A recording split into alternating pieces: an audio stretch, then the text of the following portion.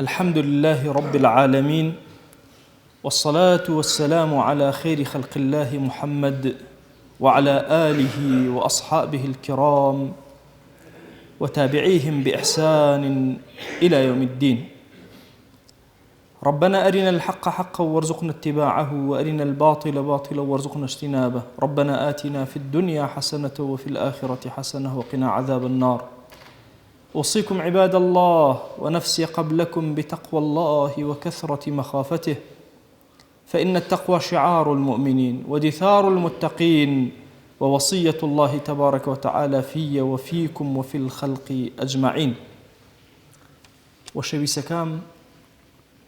إنساني إيمان دار واجب فرقورئنا سر الشانيشو آيج آننا چا دهاتو سروتو سامانيك كوش كردنو بشش بو بخواي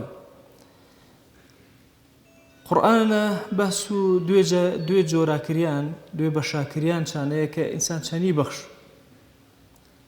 بسري بخشو بعلانيت بخشو.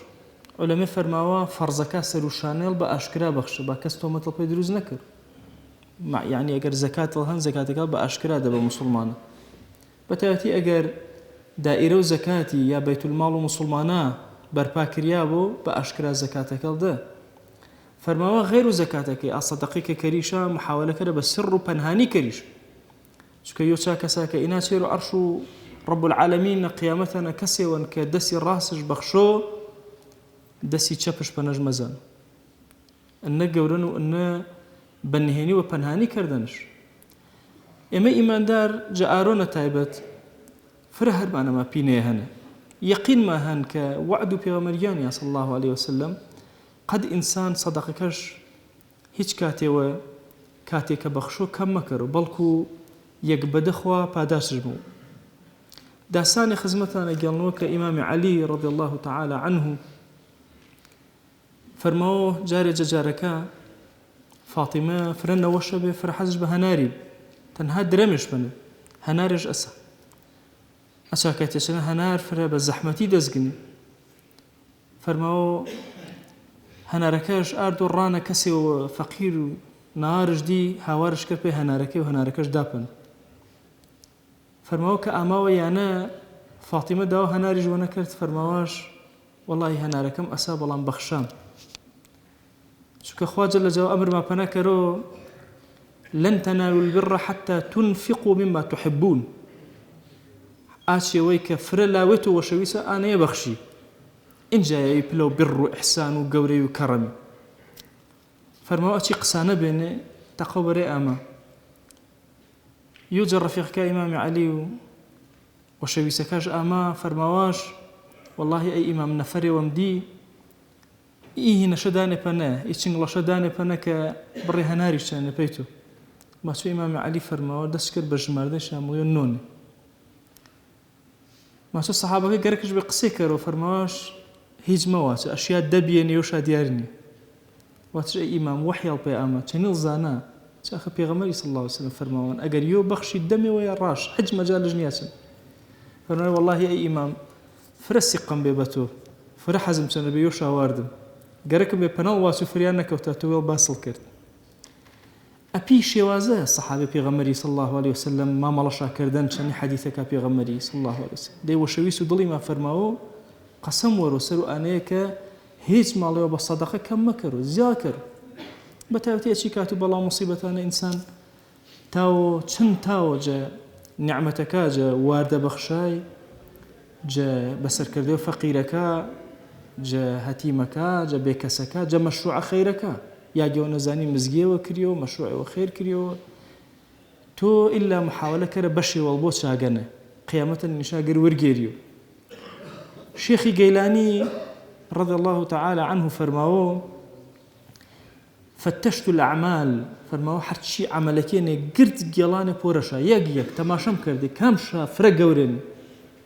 فرماوه فما وجدت أفضل من إطعام الطعام حجكاتي نايم يوشا عمل خيريا قورتر بوشاني كواردة دي بخلقي وشي شيخي جيلاني حتى أرج واردش دريو بخلقي. فرا مهمة إنسان إيمان دار قرت مشروع خيرانا بشكجبونا لعل قيامتنا وينيشا وبصري برزو إن نعمة أخوي قربين ميوة إن شاء الله بەرەکاتە گروین مێوە دنیای چەنە قەت نەتەرسی چەمڵ نەتەرس ڕاستە جەڕوم مادەیەوە تۆ ئەگەر دە دیناراپەنە بۆ یۆشا بەخشی کەرەوە نۆ بەس دڵنیا بە لا خوایۆ ئایەکە کە بەخشان و دەن هەڵ بەرز بەوە گەورەبی پەنەش کۆتا کەلیمە خزمەتانە فەرماوە تەجاوەزوا عن زەلاتی السەخی ئەگەر کەسێوە سەخیبی نانبڵەبی ئەگەر غەڵەتێوە چشکرد چەم ژوانە پۆش دێ چکە هەر جارێک گنۆ نەخواوەش بەرزشکەرەوە یۆ چاچێوە فەرماوە کە ئینسان ژیانە قەد مەگنۆ ئەنە سەخاوەتر کەسی سەخی قەد مەگنۆن غەڵەتێکەرەوە پەڵەتێکەرەوە کاتێک کە کەوت خوا بەرزشکەرەوە مەجال و ئەنێمەوە کە بە یەکجاری گنۆ وەرو ئەنەی فرە مهمە ئینسانی ئیماندار دڵش دڵ و بەخشندەکا بوو دائیمە بەخش و همەتش بەرز بە پێی بەخشە نەتەرسۆ حەج یاگەوە نەزانە مەشروعی خێر هەن وەلەو بەچێوە فرە کەمیش بوو اتەقوا النار وەلەو بشقی تەمر وێ تا پارێزندەجە ئایری لە تەخورماوێژ بۆ بەخشت ئینە فرە مهمە ئێمە ئیماندار تاومێ کەرمێ پشکێجە ژیان وێمە بەڕاستی ئومەتی ئیسلامیش پینەیەمەنن ئارۆن تەماشە کردە ئیگرد و قەیرانی کە ڕۆماکەرانە بێ مەعاشی و زەحمەتی و هیچ شتێ تەماشەکەری ئین میلەتە نەفەسەش شەنە هەنگامن و گر هۆکار و ئابەخشندەیەنە کە بین و یەکترینە هەنمە خوا پێ خاتەوە گەورەی وێش ئی بەخشندەیت لە ئی میلەتێنە زیاتر کەرەوە بەرێ خێری زیاتری ماوەنەکەرەوە بەرێ ئاسمان و ماوەنەکەرەوە ڕزق مازیاڵ کەرەوە یا ڕەبی خوایە تۆ وێڵ زانی ئێمە گوناهبارێن و خەجاڵەتبارێن وێ بەڵام زانمێ تۆ فرە بە ڕەحمەنی هاوار پێلا تۆ بەرزکردمێ و خوایە وارانی ڕەحمەتما پێکیانە یا ئەکرەم الأکرەمین وأوصيكم أيضا بالصلاة والسلام على رسول الله حيث أمرنا الله تبارك وتعالى في محكم تنزيله قائلا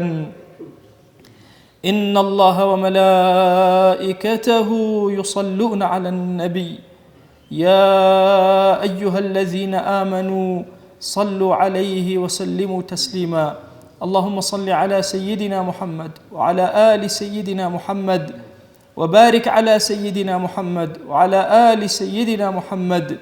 كما صليت وباركت على إبراهيم وعلى آل إبراهيم إنك حميد مجيد اللهم اغفر للمؤمنين والمؤمنات وللمسلمين والمسلمات ولمن عمر هذا المكان اللهم أعز الإسلام والمسلمين وأهلك الكفرة والملحدين اللهم انصر من نصر الدين واخذل يا رب من خذل الإسلام والمسلمين اللهم آت نفوسنا تقواها فزكها أنت خير من زكاها أنت وليها ومولاها آمين آمين والحمد لله رب العالمين أقم الصلاة يرحمك الله